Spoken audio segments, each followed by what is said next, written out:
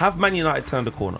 Whisper it quietly. No. Whisper it quietly. But I think you've got to say yes. When people have been suggesting that, like, there was no cause for concern, get out of here. The fact they built on it against a team who, let's be honest, have pulled our pants down on more than one occasion in recent years, I think that's a massive statement. But I just think that front three clicking is one of the best front threes in the Premier League. For me, Mbeumo, by the way, is signing of the summer. There is an obvious presence up front for Manchester United right now, which I don't think we've had in a few years. I wanted to talk about Casemiro. Leave the football before the football leaves you. United have not conceded with him on the pitch since August and have only let in 3 goals when he's been involved in this season. I think we turn up to the City ground and I think we pat them on the head.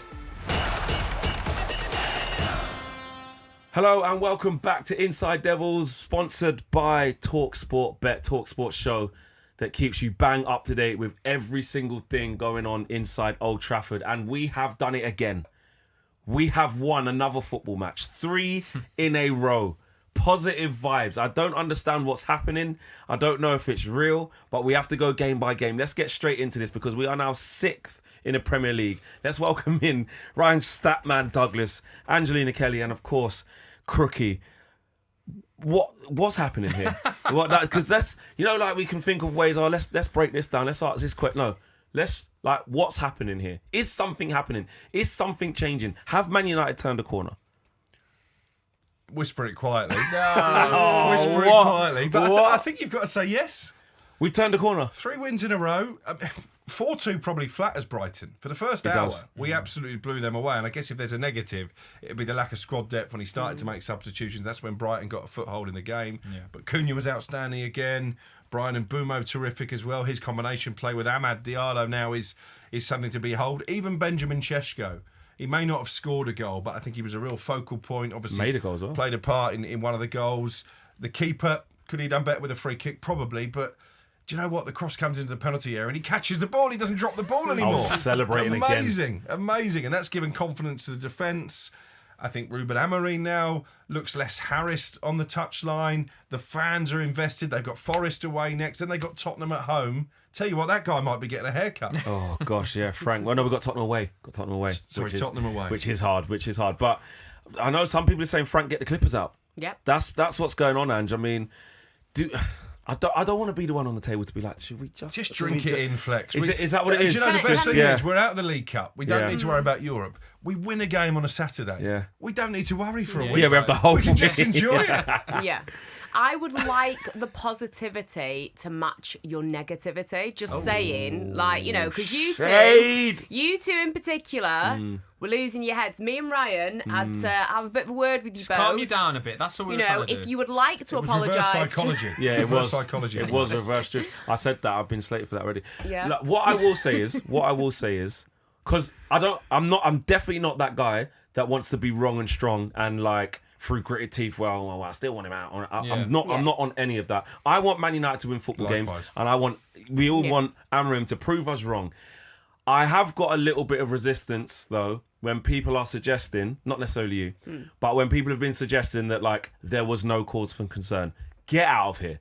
Like let's not do that. Let's not start going. And if anyone was questioning this, you know, no. Our standards were on the floor. We were breaking records left, right, and centre. You got Gary Neville, one of the most decorated Man United players ever. You know, even when he saw the team sheet at Liverpool, thought, I don't know about this. Or you know, if he doesn't win the next game, where he's in trouble, big questions need to be asked. We can't act like last season didn't happen.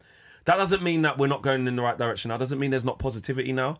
But as quickly as we've built up those 3 games, is as quickly as it can be knocked down again. But I do agree, Crookie, we have to enjoy it because for the first time, I'll be honest, like I was confident we'd beat Brighton before the game. Never felt like that in ages. Driving up, Ryan. Would you not? No. I actually was. After the Liverpool game, Ryan, I actually felt for once, for a long time, like, no, I think they're going to take that Liverpool energy. And it might be tough. I predicted it'd be 2-1. I didn't think we'd win as easy as we did.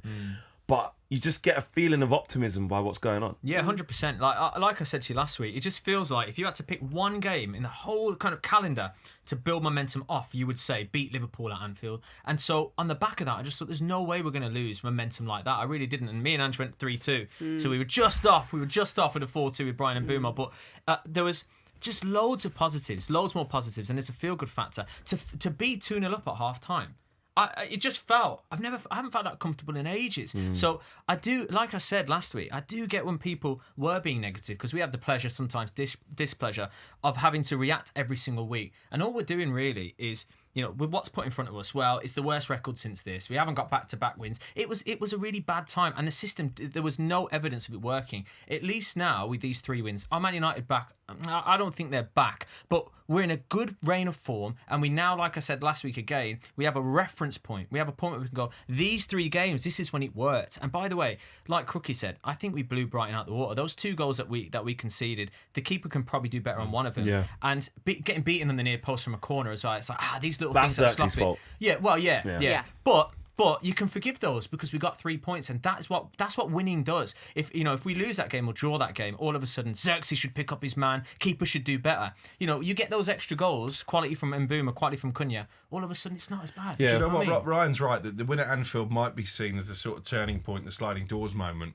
But in many ways, I think the weekend win was even more important because there've been so many false dawns since Fergie left, and certainly in recent seasons, where you think a corner has been turned, there's been a good performance here, a good performance there, and then they failed to build on it. Yeah. The fact they built on it against a team who, let's be honest, have pulled our pants down on more than one occasion in recent years, I think that's a massive statement. Well, what's really interesting about this cluster of games before the next international break is that this is somewhat of a revenge tour, because you look at Liverpool, 9 years, you know what that is. You look at Brighton, I saw their social media accounts before, posting Old Trafford memories and this, that and the other. We haven't beaten them in the last 6 times out of 7 before we just beat them. You look at Forest coming up now. When's the last time we had a good result against them, home or away? Yeah. Probably in the Cup, I think. I want to say Carabao Cup semi-final. I went to that. Casemiro scored. Maybe then. But in the league, can't remember when. Last year, Langer pulled our pants down, ran through the whole team. Oh, yeah. The year before that, we capitulated and lost as well. Spurs, talk about owing them one. We haven't beat them in about 4 games. Plus the European final. Yeah. So this is a cluster of teams that actually you can't fluke wins against. Not traditionally, but in recent history, they've been getting the better of us. We'll talk about Amorim in a little bit, Ange. But I wanted to speak about some of the individuals, some of the players. Because during this very, very bad run that we've had since Ruben's got here, of course, he's taken a lot of the flack, and it is right to talk about the manager and maybe some of the things he might change. But a lot of the flack was towards the players as well. They're not running hard enough. They're not winning duels. They're making mistakes. But individually now, they seem to be working harder. They seem to be more confident. They seem to be doing the basics right. Away from the tactics. Yeah, definitely. And I think the goalkeeper has been so key in seeing Manchester United improve, because you've got to think, you don't look at him and think, oh my God, what is he going to do? He doesn't have that unpredictability of Andre Onana. He doesn't have that caginess of Altay Bayındır. So I think it's just like a natural flow of things, of your defenders will surely be feeling more comfortable, and then it kind of just works its way through the team. But yeah, I've been really impressed with everything. Amad Diallo and Brian Mbeumo, we've already spoken about them dovetailing really nicely. They're so good together. A little bit concerned about what will happen when AFCON, comes around, because they will be gone. I'm not saying that Mazraoui's the answer, but he also will probably be gone. Right hand side could hurt our eyes in January. The right hand side. That's like they get knocked out early doors. Well, Onana's in goal, so for Cameroon. So we should be all right. But yeah, they've been linking up really nicely. I think Brian Mbeumo in general has been absolutely fantastic, and he seems so confident. He's slotted right into life at Manchester United, and I think alongside Bruno Fernandes, if he keeps up this form, he will be going down as one of the best signings post-Fergie from what I've seen so far, because I just think he's been absolutely brilliant. Matthias Cunha, you can tell, he's spoken about being a United fan, getting that goal at Old Trafford. I think he'll really push on, and, that will maybe light a fire under him. It's been the only thing missing for him, hasn't it? Because his performances have been all right. And the last 2 games have been 2 of his best performances. Like we say with Shesko, he's getting there. I don't think that people should put too much pressure on him.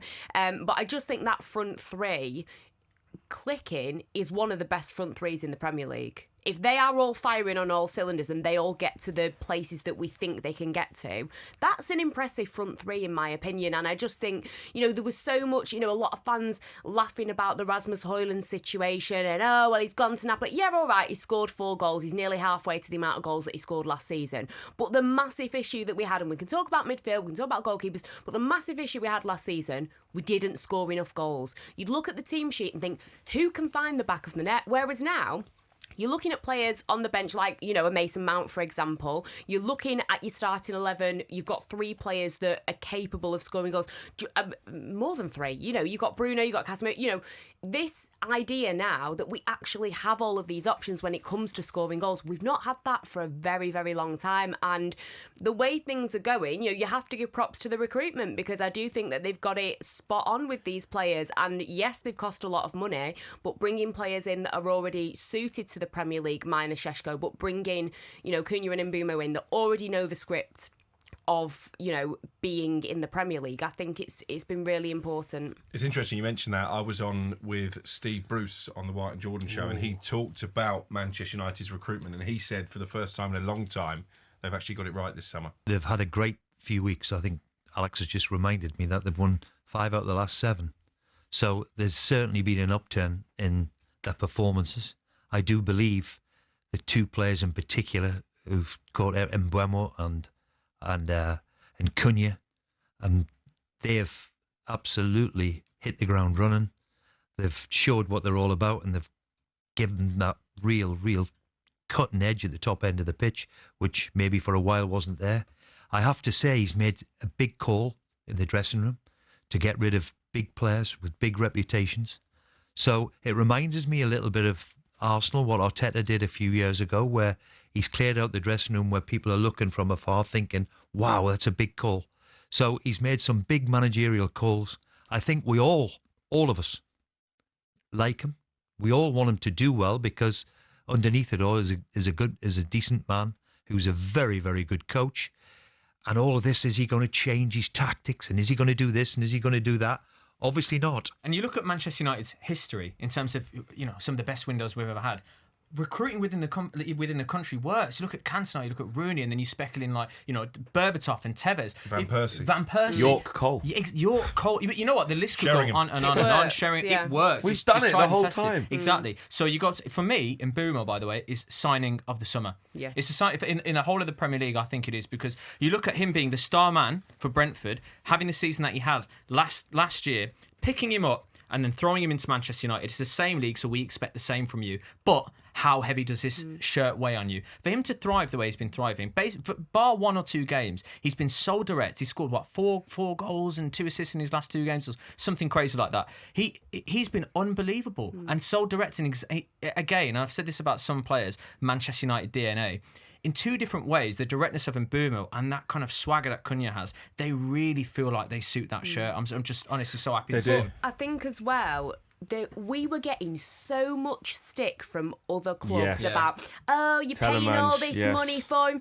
I'm sure that Spurs would, snap our hand off for Brian Mbeumo. Even Liverpool, when you're looking at the lack of form of someone like Mo Salah, they're probably looking at someone like him and thinking, if only, I just think it was really rich that all these clubs were complaining. Even Manchester City, I think there's a lot of clubs in the Premier League that are looking at that thinking, you know what, I can understand why they've gone in with all that money. But I think great to hear from Steve Bruce and, being positive about Amorim. Crookie, how does it feel that Steve Bruce is back in Amorim? Well, listen. I thought he was going to say, how does it feel that Steve Bruce knows who you are? You love Steve Bruce. That's your guy, yeah. And he's back in the guy that you were turning your nose up at a few weeks ago. I tell you what, if you told an 11-year-old me that one day I'd be presenting a show with Steve Bruce, exactly. I wouldn't have believed you. Pinch me moment. Absolutely. But listen, he is back in Amorim. He didn't come out and say, this guy is definitely the right man for the job. But what he did say, and I think we all echo it, we like him. Yeah. We like him as a guy. Yeah. We like what he's trying to do. We like his philosophy. Yeah.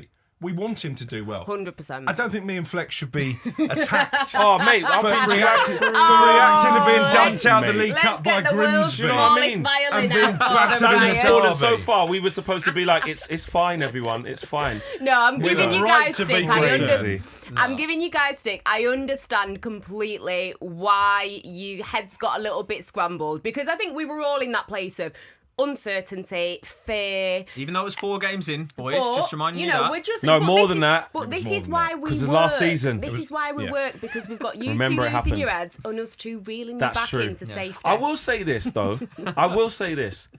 What we were calling out for, because there seems to be not much talk of this, because like, you we've weren't won a like, few he games. needs to 100% be sacked No, tomorrow. no. But you were like, this isn't I don't good and think we this need is going to go something. there. Yeah. We needed to see subtle changes. I think we have seen that. And that's I think we exactly have. what I was going to say. Exactly. Not a lot of people are talking about, actually, that calling for Amorim to be adaptable and change things was one of the biggest things. But I think the And he goalkeeper has. brought that in as The well. With the these goalkeeper long has. long balls. There's But no even coincidence that since he's come in, the results have started to come in. There is no coincidence. there. Absolutely, right? But there is also a change from Amorim about his instruction to the team. Like, that has changed. He has made tactical changes. The decision to go long, which you could just choose to go long with Onana if you want. Yeah. We could have done that ages ago. Except he couldn't kick. Exactly, but he can Or kick off catch. both feet, but he just does silly things. Or do any of the But things you the can goalkeeper really needs to simplify it. Obviously, the keeper 100%. I was worried about Lamens coming in from Royal Antwerp, a young kid, hasn't played this level. But my gosh, wow! Yeah. So that's a massive game changer. And of course, the recruitment just by signing Cunha and Mbeumo and going from Rashford and Garnacho to those two within this system is a massive upgrade. But Amorim has been adaptable in terms of the what he's asking the players to do and how he's asking them to play. Yeah. He's not asking them to play out from the back anymore. He is bypassing midfield a lot. He is trying to get the ball as quickly as possible by using the direct route of Benjamin Shesko and then knockdowns in and around that zone to get those players involved. That wasn't happening before. No, it wasn't. You're right. It wasn't happening before. So he has tweaked things. And then on top of that, to Amorim's defence, which I will hold my hands up, he was talking a lot about, and I have seen this, that the individuals and the belief, like what is a bad culture of what we've got, and he kind of separates Cunha and Mbeumo from this. That when things are rubbish or things aren't going right, their heads drop, they make more mistakes, they don't believe in the system, they don't believe in themselves, they're not winning duels, they're not being intense in what they're doing. And now in the last 3 games, what we've seen from Sunderland to this game is actually that kind of being on the front foot, that I'm winning this duel, you're not getting past. And I watched Matthias de that's done that. Ligt follow Danny Welbeck into basically the Brighton box D. Like, I don't know if you saw that. He was following him right in, and we got undone by it a couple of times. And then after that, he's like, you're not getting past. Ahmad working his socks off, and Mbeumo, Cunha. You know what? Bruno is going to run around. So I just think that belief from the players. And there's a lot to be said from writing your names in the history book of getting that win at Anfield. Like, former players will say there is nothing like that kind of feeling. So I think it's definitely played a role. And I think it's been really nice that these games have all been different tests. So you look at the way that we played against Liverpool, very, very different to the way that we play against Brighton. And there's a lot of talk about the possession and different things like that. You know, against Nottingham Forest, you know, we're going to have more possession because of the type of football that they play. And I just think all these different games are just really nice. Well, you don't like to be tested, but they're good tests because we're having to approach each game differently and we're actually succeeding at it. And actually, we asked the question on the pod before the last game, will he make changes? Should he stick with the winning team? Yeah. He's forced into a couple. He was, Maguire but they were was the out. changes I think that I he'd think have he made would them. have made They were the anyway, ones we wanted to make. be honest. So that shows that he is willing to adapt. And you talk about players showing belief, by the way. The biggest example for me this season, other than Harry Maguire, and we talked about his redemption arc, Matthias de Ligt. Yeah, man. I think Amazing. it's probably been, outside of Mbeumo, our player of the season so far. And this is someone who's been maligned, not just at Manchester United, but actually at his previous Across club as Europe, well. yeah. And now he believes in himself. And I think that is the influence of the likes of Cunha and Mbeumo, just bringing that positivity that is enabling him to express himself and show the type of player I think we all believed he could have been several years ago. Yeah. 100%.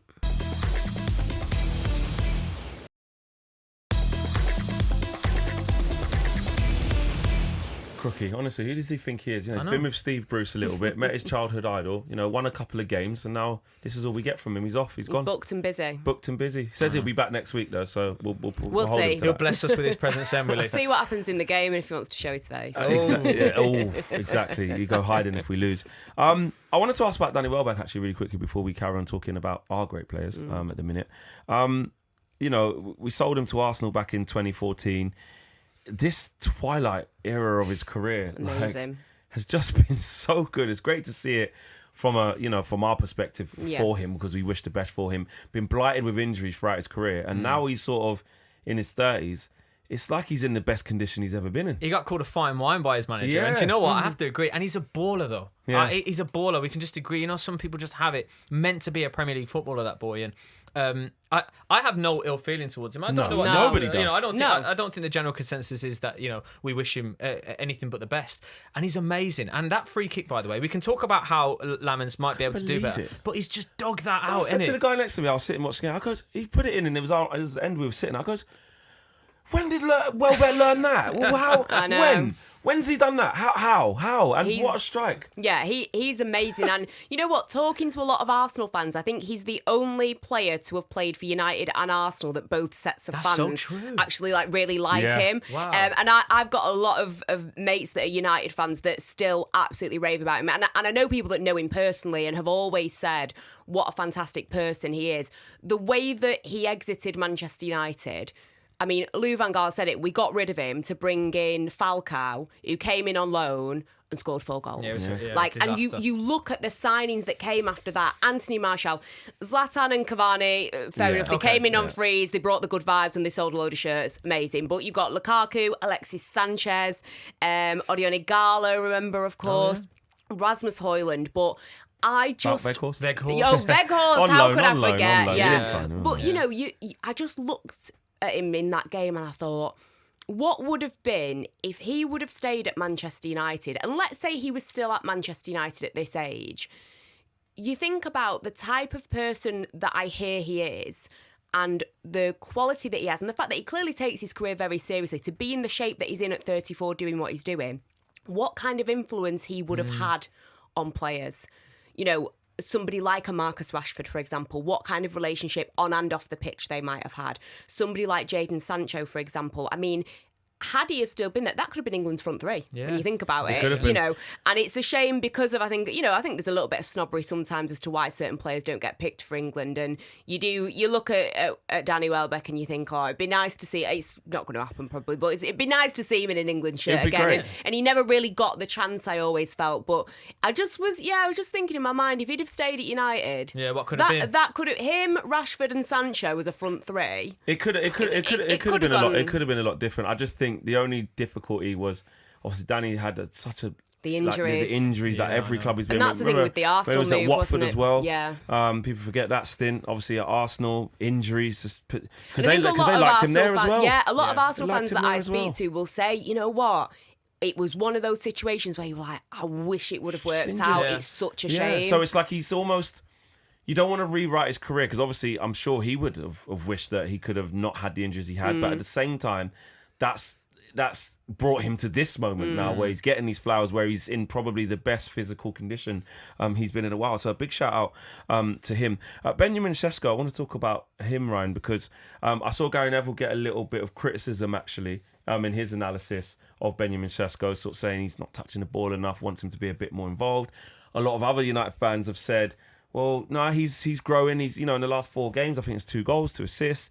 He's doing well. This is exactly where we want the 22-year-old to be, young, up and coming, not too much pressure on him, but at the same time he's doing bits. How do you see him? I've been really impressed. I'm almost surprised. Well, I'm not surprised compared to some of the actual legit flops in the Premier League that people aren't talking about. Exactly that. I'm almost surprised he's got. Well, am I surprised because it's Manchester United? But I'm surprised he's getting as much heat as he is because there is an obvious presence up front for Manchester United right now, which I don't think we've had in a few years. And I wish Højlund all the best, but we certainly didn't have that presence when Højlund was up top. But that's just the way it is. But you look at the way he brings the ball down and the way he brings other players into play. I bet you that Amorim's looking at Shesko and thinking, that is exactly what I want for my striker, because we talked about the 2 10s and the striker and that fluidity that you have between those. And we saw that against Brighton. It's a massive green flag that he brings it down with a fantastic touch, and he gets Mbeumo in. Mbeumo's the 10 going beyond the striker. That's exactly what Amorim wants to see from Shesko. So, it was a few games ago as well where he's bringing the ball down, he's spreading the play. Goals will come. But as long as he's creating and he's doing his bit and he's the big man up top and he's a presence, especially now if we're going long, I'm looking at Shesko and I'm impressed. And I think it's up to us as Man United fans again, like we always do, to like fight off these other rival fan bases and say, do you know what, leave him alone. Do you know what I mean? He's doing a great job and the goals will come and he's young. I think Amorim will be really impressed with Shesko so far. Yeah, I think he's brought that link, hasn't he? And it's not going to be game in, game out. Amorim's proved that there's different horses for different courses. There's different games where he's like, not Shesko today. I'll go with Cunha for a bit more guile in there, a bit more muscle. But other days I'm going to bring in Shesko. Is that how we need to use him at this point? And especially when, listen, Xerxes out of form, out of favour, out of confidence. So in terms of having a second striker, it almost looks like that actually is Mbeumo and less so Xerxes, who probably is even a 10. As well. What was he, a 9.5 at one point? Yeah, or whatever exactly. It was. But I actually do think Xerxes does have ability. And actually, Yeah. do you know what? His ability to hold the ball and bring players in, if he was getting a run of games, I think actually he could do all right with Cunha and Mbeumo. Yeah. But, Shesko is the one we've bought. That's going to be the one for the future. And, you're hearing noises that, of course, Xerxes probably isn't going to be here. Yeah, it's Or a find it shame different. because I think he's had a bit of a rough ride. I think was it the Newcastle game that things didn't go great, and he's one of those players that I'm rooting for. He's a Man United player. Yeah. I want him to And do he got well. it together after that. He He did. stayed in January. And then that tells ironically me a lot. played really well until he got Yeah. injured at Newcastle. And then his season was pretty much over. And that tells you a lot about his mentality. But yeah, with Shesko, I agree with you guys. I just think that people need to give him a minute. And I think one of our European football journalists that we spoke to, I think it was Kev Hatchard that was on the show. And Kev said, he was like, he's not the striker that you buy to win the Premier League next year because he's not there yet. He's the type of player that you buy and you build with and you grow with. And in, 4 seasons' time, he's the kind of player that would be helping you win a Premier League. So this is a work in progress, and I think it's too much to expect him to hit the ground running and be scoring, Haaland levels of goals. So yeah, just give him a little bit of time. He's not been bad at all, I think. And like you say, having that presence up front and the height that I know that Xerxes is quite tall, but the height that this guy brings, it's going to be important. Yeah, and going circling back to your Gary Neville question there.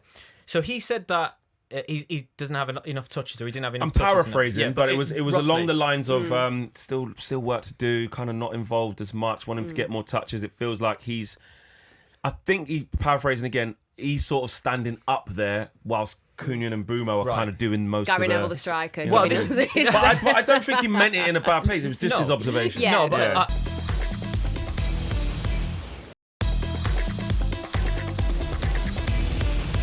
one thing I will say about that, right? And I've always found this. It's not just about Neville and Shesko here. I think it's a really lazy observation. That is the two loneliest jobs essentially on that football on the field is a striker who's playing by himself and a goalkeeper. You don't necessarily see a lot of the ball. That's your job, to be switched on when the ball comes into play, comes into your feet, or you have to pluck it out the air. That is the nature of a lone striker's job sometimes. Now he's got these 10s, floating either dropping deep, and that's their job. Cunha and Mbeumo to drop in. And that's a philosophy here. Shesko's going to have to stand up and have lonely games and have a little bit of touches. They've done it with Lukaku sometimes as well, whether he's playing for United or other. And they go, he's had the least amount of touches on the field. Well, yeah. That is the nature of the beast sometimes when you're playing up front. So I'm really surprised sometimes when professionals say that, because that's just that is a striker's job sometimes. Especially so early in his United career. Yeah, when he's starting to get into it. He hasn't started all the games. He's been in and out a little bit. And I don't think he was fully fit when he came, No, to he be definitely honest. wasn't. And actually, we were screaming, I say we, but a lot of us were like, well, why is he not starting against Arsenal? Oh, he's not starting against Fulham He got now. a lot of stick with oh, the he's not Grimsby starting against game as Burnley. well. Do you know what I Yeah. mean? Stick with the Grimsby. Didn't want to take a penalty. Do you know what I mean? And Amorim said that we have to ask him to do less because he wants to do it all. But can we talk about that actually, about Amorim's his management of new players? Because Sonny Lammon's come straight in and we go, well, why is Bayern Deer still playing away at City at the time, I think it was. Why this, why that? And then he has his time to get where he is. And is there a link now, a correlation with actually... he's actually started to hit the ground running, Sonny Lammon's, and you look at Shesko, and they've been sort of drip fed, and then the two players that know the league inside out, Brian and Mbeumo, starts every game and pretty much doesn't get taken off. Yeah, I think there's a reason behind it, and you look at the character of Ruben Amorim, and this is somebody who, has spoken very openly about the mental side of the game, and he himself, in a time where mental health and the correlation with men and things not being discussed enough, he's openly said that he's had a therapist and different things like that. So I would imagine, I don't know Ruben Amorim, but I imagine that he takes the mental side of the game quite seriously. So any decisions that he's making, and it doesn't mean to say that these players are struggling with the mental health, but just mentally, the idea of Shesko moving to a new country, Lemons moving to a new country, having to adapt, maybe, English isn't your first language, different things that you've got to deal with off the pitch, and then also your fitness on the pitch. I think that there's a reason why Ruben Amorim makes these calls, and I completely back him and applaud him, because so far I think he's got it right. Yeah, and I think when you look at Coonan and Bumo, of course, that's the perk that we spoke about earlier in the show, the perks of getting Premier League ready. Moving up the motorway versus moving country is two very different things. Exactly. Yeah. And playing in this league week I've in, done week both out. as well. I've lived abroad. I've moved from Manchester to London. Yeah. It's very, very different. Completely different. Yeah. And Brumo's scored 20 goals in this league last year. This is nothing. And that's another thing I was going to say before we move on from those two in particular. Because it is, I said it on the weekend, I said, thank you, Christian Vivell. Thank you, Omar Barada. Thank you, Jason Wilcox, for bringing Brian Mbeumo to his football club. And Jason Cunha. When Cunha was on his way in, remember, he walks a lot. Do you remember I've done a show? Yeah, Do you remember I've done a show saying, well, the cards as well. He's debunked got an attitude problem and stuff like that. We were told all these things and we dispelled those myths. He did the most walking last season. And then you see that Liverpool game. He plays for himself a little bit. When we took that guy's glasses from Ipswich, remember? I was like, wait, he's in a relegation battle. He's got the heart. He wants to play. Yeah. And look, we're seeing the other side to that come in where I said he will be a little bit more humble at United because it's going up a level. No disrespect to Wolves. And he's a United fan. He's a United fan, and you can see what it means to him. You can see the work rate. Yes, there was a couple of periods where it's like probably trying a bit too hard to score. Maybe release the ball, play in Bruno. I remember there was a time at Brentford I was like, should have passed it, or a couple of moments like. But in terms of his attitude and wanting to take the ball, it's been brilliant. So yeah, those two definitely have been good, and how we're seeing them managed versus the players who haven't played in this division before. Yeah, you can clearly see why. I don't mind that. I wanted to talk about Casemiro. Oh, here we go. I wanted to talk about Casemiro. What a story. We have to speak about Casemiro. Leave the football before the football leaves you. That's what he was told. Since then, yeah. Don Carlo's got him back in the Brazil squad. Our manager has said in a press conference that Casemiro has proved that football can change very, very quickly, and named the list of midfielders that were above him in that time. Toby Collier. Yeah. He named it. He said even Toby. You can't get a game was at West ahead Brom of him. now. Yeah. Who's struggling maybe a little. I haven't actually looked. Is that what's going on? I haven't actually know that. I think this. Well, I don't know. Starts are being outnumbered by his sub appearances. Right. Okay, and he's a young player trying to get his pro career going on a consistent basis. But even he was ahead of Casemiro last season. So there's also a stat. I can't remember it exactly. So help me out maybe, but I'll paraphrase again. Yep. There's a stat that basically in layman's terms says we concede a lot of goals when he's not playing versus when he does. So have you got it? United have not conceded with him on the pitch since August and have only let in 3 goals when he's been involved in this season. Damn. Now that's a real life stat. So you've surprised the stat man there. That's what I'm saying. It's not. This isn't like a thing where people are saying, like, probably giving him too much praise. Like, no, we have to put respect on how he's turned it around. Now, I don't think we should go too far. Like, he's the best in the world, or he's best DM in the Prem, like, everyone eat that, the future's Casemiro. No, let's let the season play out. But we do need to give him his flowers, Ryan, of the impact he's having in this team now versus when he plays versus when he doesn't. Well, we talk about influence. Angie was talking about influence before, about what Welbeck's could have been. Casemiro's influence on this squad, you can tell. Cunha scores that goal, Casemiro's waiting there like a proud father, like a proud big brother, just waiting for him to come over, and he gives him a massive embrace. And but we know Casemiro. Everyone always says if it was Casemiro 6 years ago, he'd be the best in the Premier League. We have to take this He's version. Also not as old as people make out. People going on like he's 38. Like I think Van Dijk's older than him. Yeah, well, exactly. What is it, like 33, 32, 33? Yeah. He can't be that old. But I mean, you look at his influence on this squad. He's still got it. He's clearly still got it. Now, whether the questions comes in how long it takes him to get to full fitness. But no doubt about it, when we've got a full firing Casemiro, he's getting on the end of crosses. He's doing all the gritty work back there, and in the 6 deeper. And he knows where the goal is, man. He knows where the goal is as well. Go on. Some people have been talking about giving him an extension on reduced wages. Now, he's on 350 grand a week. It was a 4-year deal. Big money, £70 million. We're coming to the end of that where he can leave on a free.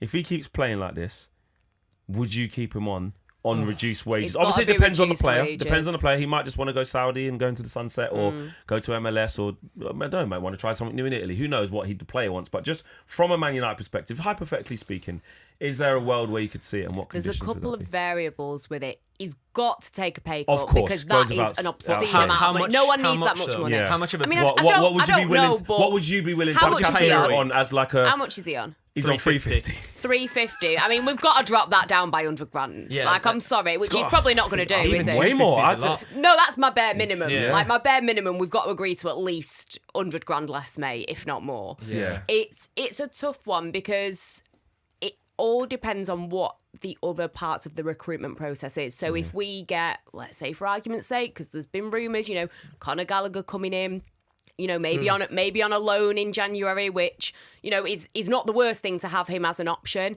Elliot Anderson's got a great opportunity. I know that Belieber didn't have the greatest audition with Man United Brighton, but I said Elliot 70% off. Yeah, I said it. Yeah, Yeah. 70% off, mate. No.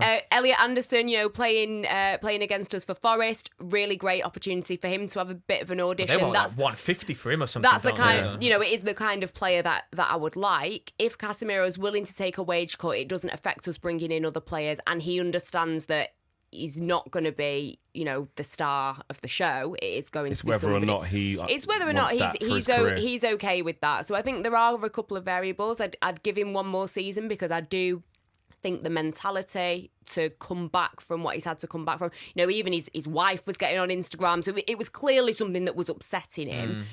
So I wouldn't be too mad at it, but it's got to be. It's the wages. Quick Do you know one what? from you, It's difficult. I think I don't know what is reasonable. Do you know? But if you'd probably have to do like 50% off his salary or something like That's that. it. 100%. Really, yeah. 175 grand a week. And even that, bro, it's a lot. It's to be the guy that's like gonna just marshal and just play. Yeah. It's not the main guy. It's a lot of money. I when don't he- think he's going to take the pay I cut. don't think he I would. don't think so either. But when you look at those performances like against Brighton, he ran the show. He was that really good, that is yeah. not an understatement. He ran the show. And you look at those Jamie Carragher comments, right? Leave the football before the football leaves you. How wrong can you be? Like again, talk about lazy observations earlier with Gary Neville. That was a lazy observation. Just because Casemiro was going through a bad patch of form, we all looked at it. We said, look, he looks like his legs have gone. Don't get me wrong. Yeah. But that was such a bad statement. We talk about Maguire's redemption arc. That was an unbelievable performance from Casemiro. What a mentality that we can't question.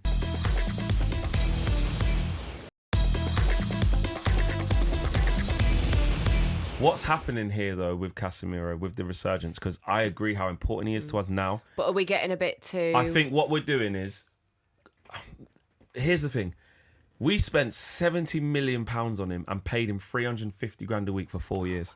What we're starting to do, potentially, is start going, that was good. That was money well spent, that 4 years. That Streets won't forget. That was... No, I mean, it wasn't. it's not. First It's not season- been... like, it's not first been season was well. excellent. Season was Yeah. unbelievable. First season is though. excellent. But Overall- the entirety, obviously, Oh, we overpaid. the FA Cup final when he didn't play, that was Amrabat, and Yeah. he didn't even want to take the medal. Yeah. Of course, the Carabao Cup, that was the first season. That was when he scored in the final. Yeah. He was brilliant.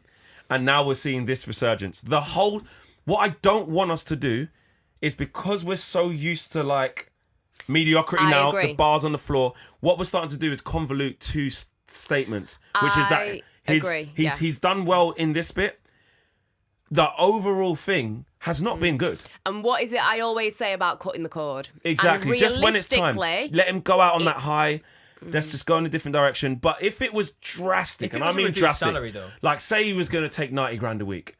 Yeah. Oh, yeah. But Just I to have him around, think yeah. someone who's won what he's won and probably wants to keep playing, I'm not sure. But if you can get the right terms agreed, having Casemiro in your squad won't hurt us. Well, I will agree with that. And then imagine we get a young person who wants to, to take over in that position. What And we you're looking somehow at one of managed to get rid of Ugarte. because- Yeah. Exactly, because if you sell Ugarte, God knows what's going to happen I with mean, Kobe as well. who's taking him? I You don't know? know. Yeah, but- There's going to be a lot where, as long as it doesn't block the pathway. Right, let's move on because we have got Forest next.